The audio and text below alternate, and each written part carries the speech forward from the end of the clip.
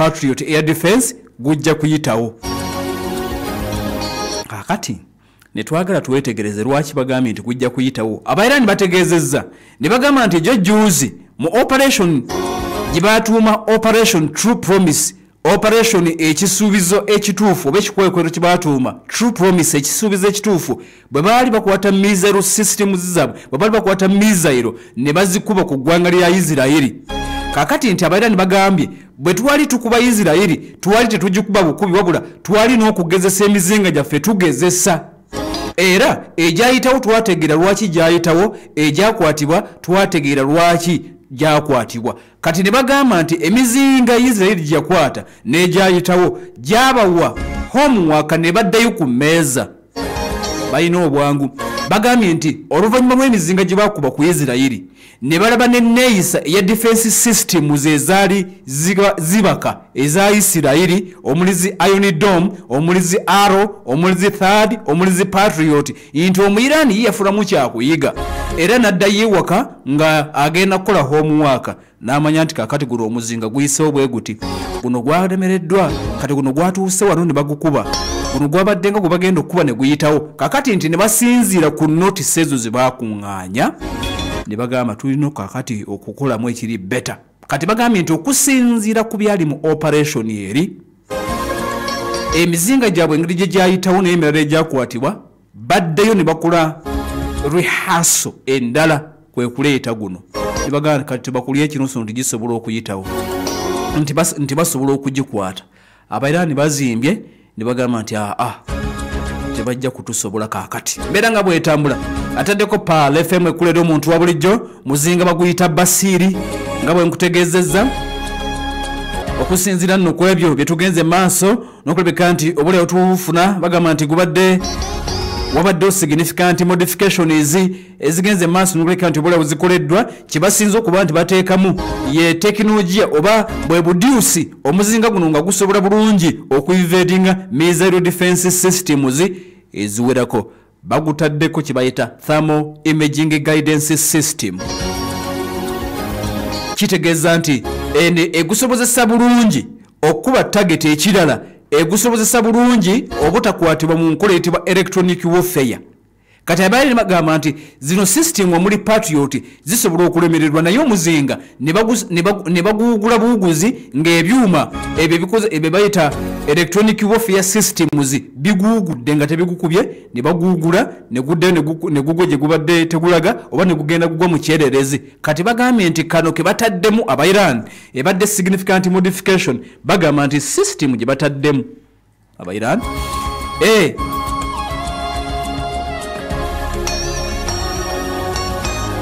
thermal imaging guidance system ejja kuba esobola bulungi okuziyiza electronic warfare system okuzikwata. Okuguugula tojja kusobola, baba nagukuba gujja kuba guyitawo bulungi, gugwe bagusendise nga bwe bitambula. Bayirani beebo kakati kye bakoze bali abasajja olumaze okugufulumya ne babuukula ne bagamba nti mutulabye America where are you? Otulengedde Omwisraeli tebamukonyeeko bakonye ku America. Kati minister gubayita Brigadier General Aziz Nasiruzade wa defense n'ategeeza n'agamba nti tetulina lutalo lwonna lwe tugenda kugula ku neighbor waffe, naye buli ggwanga eriyina base ya America mu kitundu mwe tuli tujja kukuba base eyo.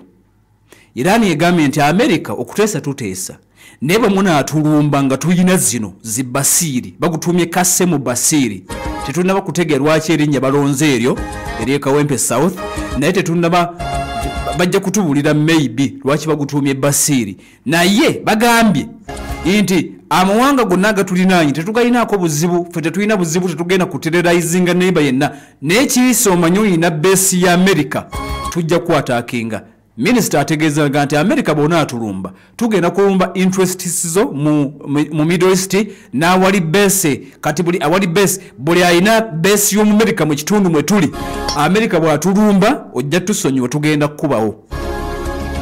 Kilomita 10 mu 2 asinzire ku TV abadde kulaga eggwanga omanyi bino ebintu birimu showbiz okweraga bw'okola tosirika ate jjukira nti birimu n'okukanga kati Omumerika bw'aba akitegedde nti sisitimu zize omuli third tezigenda kusobola kukwata muzinga omuli Patriot kitegeeza nti naye atyamu of course naye alina okuba nti yeetegeka kakati Omu-Iran bw'akolanga bino alina okuteekawo embeera ya kangabaana nti bwonna nnumba nkusse Amerika bw'nnumba nkusse Israel bw'nnumba nkusse yensonga lwaki nti kitwalidde minisita akadde najja ku TV y'eggwanga n'alaga omuzinga guno nga bagugezesa nga gukuba target bulungi nnyo nga gw'amaanyi okusenga ne babadde bayina kaseemu kakati bamaze okuba nti baguleese babuukula kamala bagamba nti anaatulumba ajja kutulaba akatufaamu yenna agenda okuba nti atulumba ajja kuba atuulira balabudde America direct ne bamugamba nti base zo gye ziri tuzimanyi ziri mu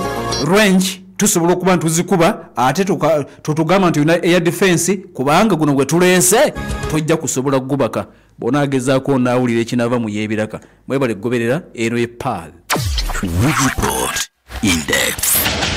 New video today from Israel's military claims to show. You tell us your side of the story. Your side of the story. Hamas has underground tunnels and basements, but they sure know how PAL to torture. FM News and your world. Behind every statement, there is a bigger story. Get the bigger and real story. This is PAL FM. Ekkola ly'omuntu wa bulijjo. This is PAL FM ekulera omuntu wa bulijjo webale tugoberera wonna woli kakati ebyo bitegedde ngenda bazzaako ne Isiraeli kubanga America ne Bungereza bakedde kuddamu kuba Yemen ekyabadde Isiraeli abasajja baleese miza irunga nnene neekuba ekisaawe ky'ennyonyi Isiraeli agamba nti kino kisoboka kitya kata wetudda nenga tuli ku PAL FM osobola tugoberera obutereevu nnyo ku mitimbagano live ku YouTube PAL FM News ne ku TikTok PAL FM Radio gene kakati tufune butereevu kola kimu ku likinga ku sharinga no commentinga ne muno mugambe buli kimwe kigenda maaso ajja kuba kifuna bulungi live okuba mu studios eza PAL FM YouTube eri PAL FM News ne PAL FM Radio omukutu ogwo guyitibwa gwa TikTok netukujokiza banafa bamagomba habo kliniki abakujja bagamba nti bamaze emyaka 5 olumizibwa omugongo na Girls of an accident wamenyeka bakuyunga nga teoterera bulungi genda bakoleke yazimba mu nyingo ekiziga ekigenda okuyamako okutererawo ekiri yatenga bagabana ebitana paka wona ku nkulunga ya kabaka ku ngalabi we bali magomba habo kliniki ku noti musam noti emu 95 noti nkaga mutano abaka Karina bakujjukiza nti kakati bakuletedde enteekateeka ya sasula nga bovuga ogenda kuvuga emmotoka ng'osasudde ku katono ovulumule ogisasule emyezi 6 obw'omwaka mulamba ate nga ne bwebanga bange liwedde ku ng'emmotoka tonda gimalayo tebagisika bakwongerayo akadde n'osigaze emmotoka yo bagamba nti ogenda kusasula nga bovuga balina emmotoka nga Paso, Fielder, Noah Center, Double Cabin, Drone, Vitiz, Primo n'endala nyingi kakati abamasomero n'ebitongole mugende mufune emmotoka okuva bannaffe abakakalwina bali wali ekyambuga opposite Euroform ku Jinja Road we bali sasula emmotoka ku kibanja mpola ng'okuba ku noti musam noti 2 78 5555 noti 750 31 22 bali ku 0702 7 8 duka zambwa kakati ogende osokula bikuziriwo oluvanyuma ojja kuba munango osasula mpula ne bannaffaabo abakakalwena nkujukiza kakana bapyo habuze kliniki ne bagamba nti bakujjanya biseddagala ngali ya butonde omwami ali nga okwesako enkulu okweza nyikiriza wagazwa prostate gland omuso gujja bagwesiba ofisa kumukumu nadamu buddo bwekiro gwalina obuka mu kawago bakoledde ecupa ya prostate hub ku mitwalo 4 n'ekitundu zokka mitwalo 4 n'ekitundu zokka awusazi zikutawanya ofuna ekikeeto omuliro mu lubuto tofuluma bulungi genda ofune eddagala lya Arusa Hubs ku mitwalo 4 n'ekitundu watawanzibwa infections oluma mu ndira ovaamu amazzi agalimu olusuusa nnyalala omugongo gukulumidde okumala ebbanga emitwalo 4 n'ekitundu bagenda kuba bakujjanjaba aba Pure Hubs Clinic bali Kyebando mabega bwa butaba supermarket wogenda okuba nti obasinkana kwate essimu bakubireko oba obagambe nti eddwaliro liri ludda wasina kindi bakolere delivery noti 7